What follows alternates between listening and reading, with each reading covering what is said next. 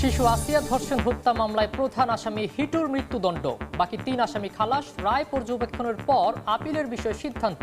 ভুক্তভোগীর মায়ের ক্ষোভ।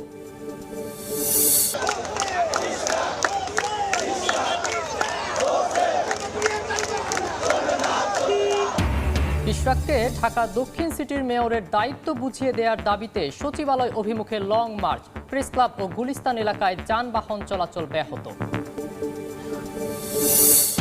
ভারতের পুশিনে জঙ্গি সন্ত্রাসী ঢুকে পড়ার শঙ্কা উড়িয়ে দেওয়া যায় না, বলছে বিজিবি। পুশব্যাকের পরিকল্পনা নেই, জানালেন স্বরাষ্ট্র উপদেষ্টা। সুন্দরবনে ভাসমান বিওপি উদ্বোধন।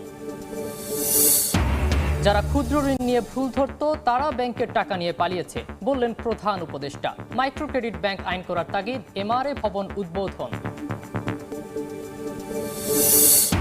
এবং রাজধানীর বাড্ডায় গ্যাস লিকেজ থেকে বিস্ফোরণ, নারী শিশু সহ একই পরিবারের ৫ জন দগ্ধ। জাতীয় বার্ন ইনস্টিটিউটে ভর্তি, সবার অবস্থাই আশঙ্কাজনক।